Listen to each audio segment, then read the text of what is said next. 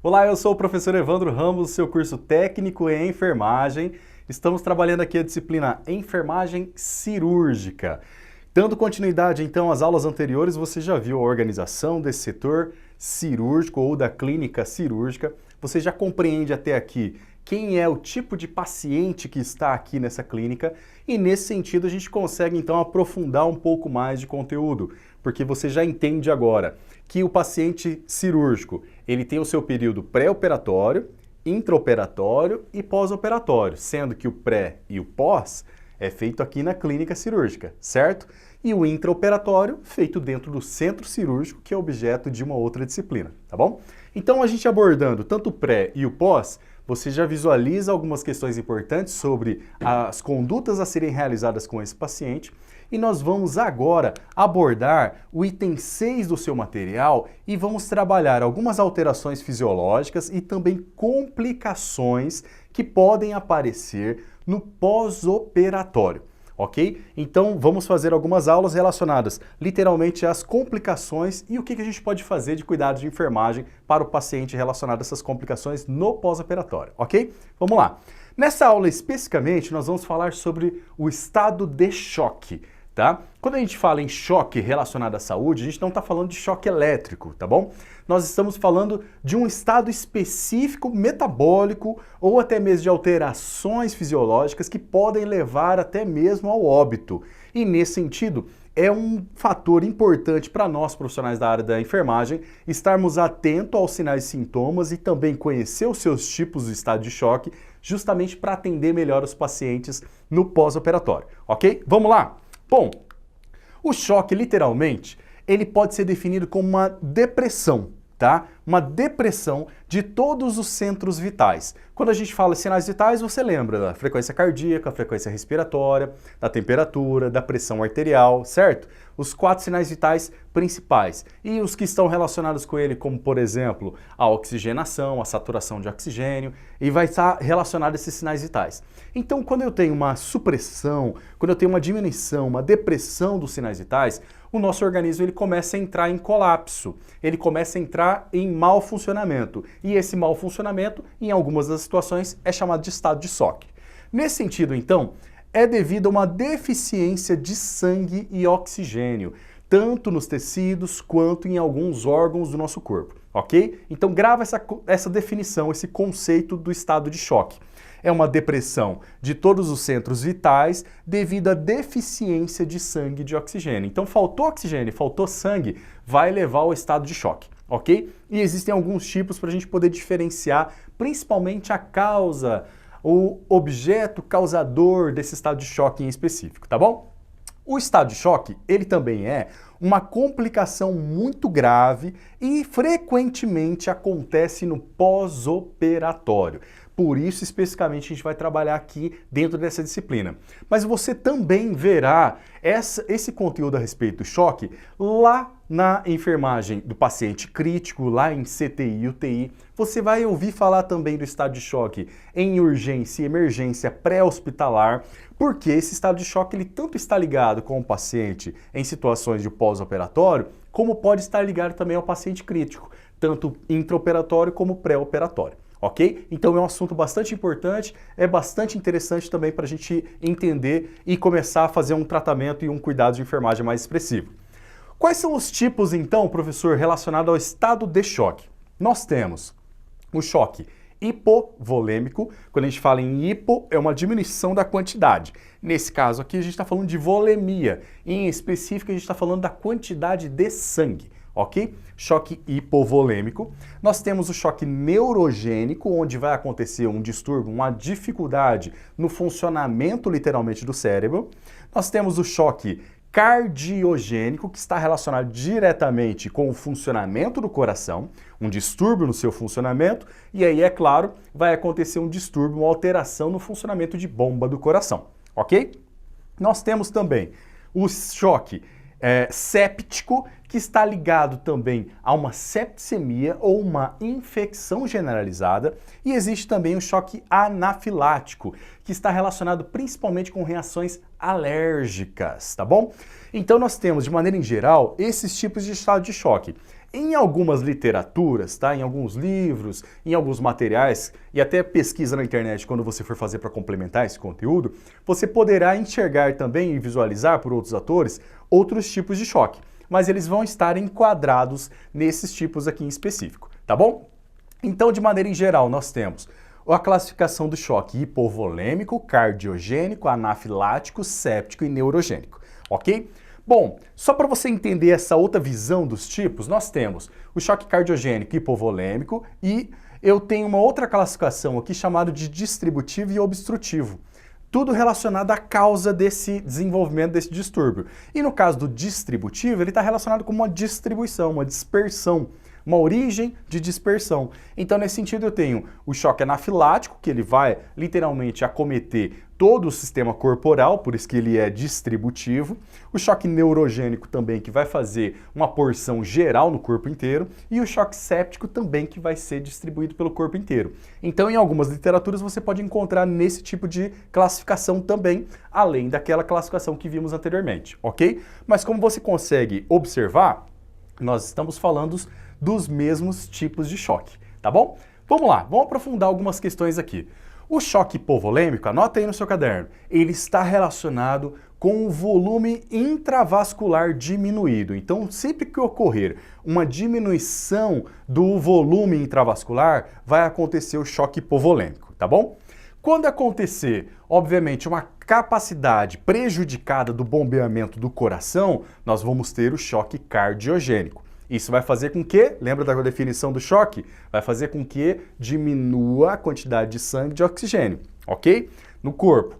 Nós temos o choque distributivo, então, séptico, quando eu tenho focos inflamatórios desencadeados, tá? Pelo corpo, e aí, é claro, vai acontecer febre, vai acontecer uma hipotermia, vai acontecer pele fria, tá? O choque neurogênico vai acontecer, então, em decorrência de um desequilíbrio entre o sistema simpático e parasimpático. Você já teve a disciplina de anatomia e consegue diferenciar agora essas questões relacionadas ao sistema nervoso. E também é um choque anafilático, que está relacionado com uma reação alérgica exacerbada, muito exagerada no corpo. E isso vai ter uma dispersão no corpo inteiro. Bem, professor, quais são os sinais e sintomas gerais a respeito dos estados de choque? Nós temos, então, relacionado aqui aos sinais vitais e aos tipos de choque: hipovolêmico, neurogênico, séptico e cardiogênico. Então, nós vamos ter aqui, ó, relacionado à temperatura da pele. Nós temos uma pele fria e pegajosa, fria e pegajosa, no séptico, no cardiogênico e no hipovolêmico. Então, diminui a quantidade de volume de sangue, obviamente a pele vai estar mais fria, porque está tendo uma constrição periférica, está circulando menos sangue, então a pele vai estar mais fria. Agora, no choque neurogênico vai acontecer o contrário, a pele vai estar quente e seca, ok? Relacionado à coloração da pele, se está tendo menos circulação em alguns tipos de choque, nós vamos ter a pele pálida e também evoluindo para a pele cianótica, tá? Então, no hipovolêmico, no séptico também e no cardiogênico também, por conta da baixa de volume. E aí eu tenho no choque neurogênico, como acontece uma vascularização maior, eu tenho uma pele rosada, mais avermelhada. Então, aqui você já consegue diferenciar a diferença entre esses quatro. Em relação à pressão arterial, nós temos uma diminuição geral da pressão arterial. Então, independente de onde seja o foco ou a causa principal, a pressão arterial ela diminui, ok? Em todos os tipos de choque. Nós temos também relacionados a algumas alterações do estado nervoso, tá? Do nível de consciência. Então, eu tenho alteração tanto no hipovolêmico, séptico e cardiogênico, e no neurogênico ele está lúcido. Tá? Porque ele está, obviamente, desenvolvendo o choque neurogênico, que está relacionado a outro tipo de ação simpática e parasimpática. E nós temos também relacionado a essas questões pupilares e também relacionadas à circulação, nós vamos ter um retardo relacionado ao séptico, hipovolêmico e cardiogênico, e eu vou ter no neurogênico um estado normal, ok? Bom, Qual é o tratamento de maneira em geral? O tratamento ele sempre vai se basear num suporte de oxigênio. Como você viu até aqui, nós conseguimos então compreender que o choque, o estado de choque, ele está relacionado diretamente a uma diminuição de sangue e diminuição de oxigênio em tecido e em órgão. Então, o tratamento diretamente ele vai estar relacionado com dar um suporte de oxigênio para o paciente. Nesse sentido, um suporte suplementar de oxigênio. Também vai estar relacionado com a reposição hídrica desse paciente, principalmente se for no choque hipovolêmico, porque ele perdeu o líquido. Relacionado também a medicamentos vasoativos, literalmente para ativar o funcionamento de construção desses vasos, para aumentar a pressão, tá? Então, pensa você, estamos tendo uma vasodilatação periférica, os vasos estão dilatando perifericamente, então todo o volume está dispersando para a periferia do nosso corpo, a pressão baixa.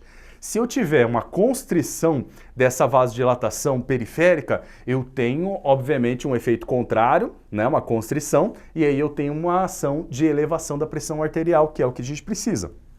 E também o suporte nutricional ao ponto de um tratamento a mais a longo prazo, de emergência em algumas situações específicas, tá bom? E é claro, em continuidade, tratamento nutricional.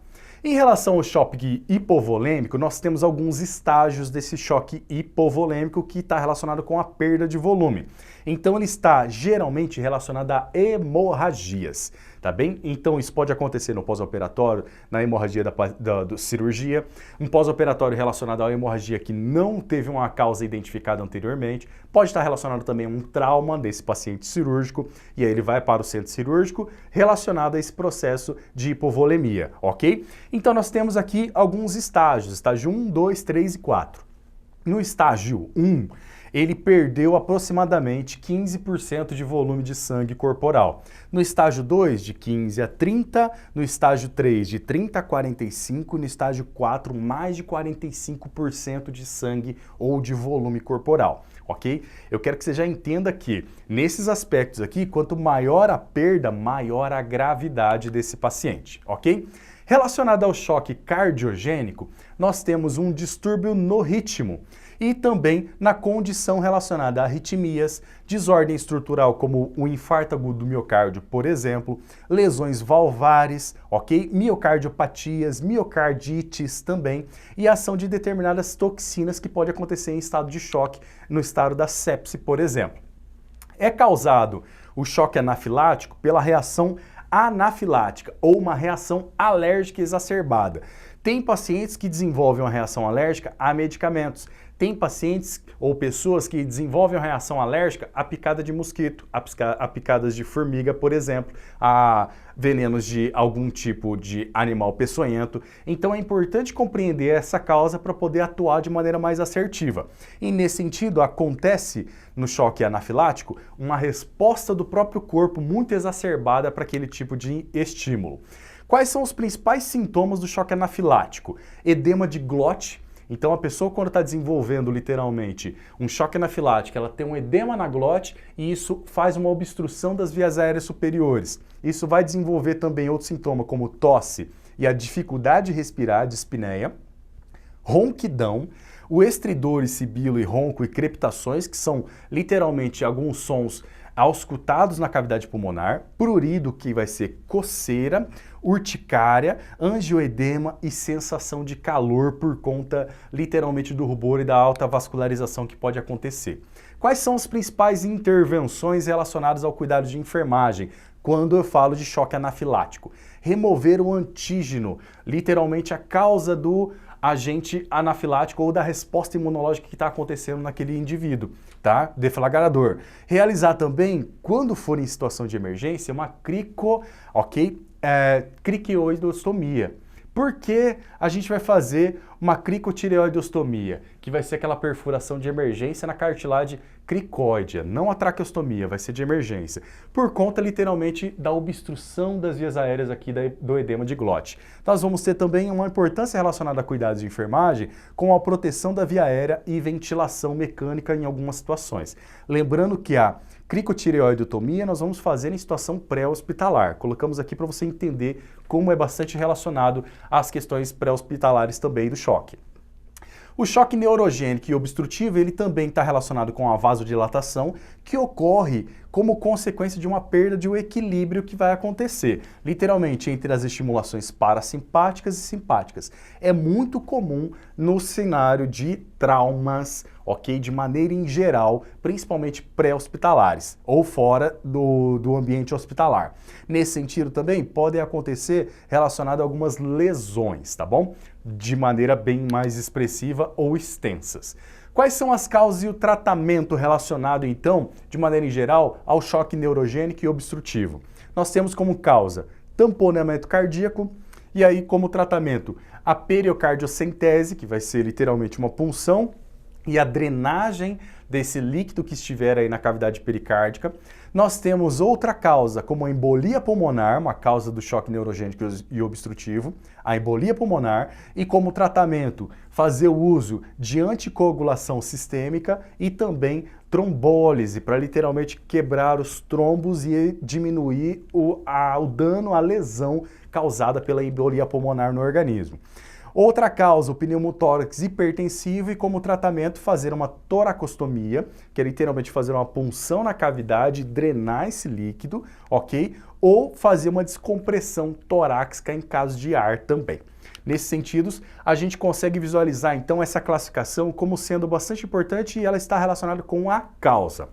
Cardiogênico ao funcionamento ou mau funcionamento do coração em si, hipovolêmico, diminuição do volume, lembra das hemorragias, distributivo, que está relacionado com anafilático, contato a um agente, a um antígeno, por exemplo, alérgeno, ou seja, uma resposta muito grande do nosso corpo àquele contato com o alérgeno, neurogênico, relacionado às questões de distúrbio, de equilíbrio simpático e parasimpático. Nós temos o choque séptico, que está relacionado com infecções, quando cai na corrente sanguínea o micro-organismo e ele se espalha para o corpo inteiro, e o choque obstrutivo, quando eu tenho, por exemplo, tamponamento cardíaco, ok?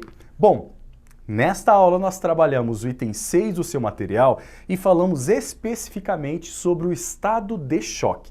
Nas próximas aulas nós vamos continuar nesse item 6 e falar de outras complicações do pós-operatório para você poder compreender, diferenciando cada uma delas e também podendo identificar e fazendo cuidado de enfermagem mais específico para cada uma dessas situações. Obrigado pela sua atenção e até a próxima aula.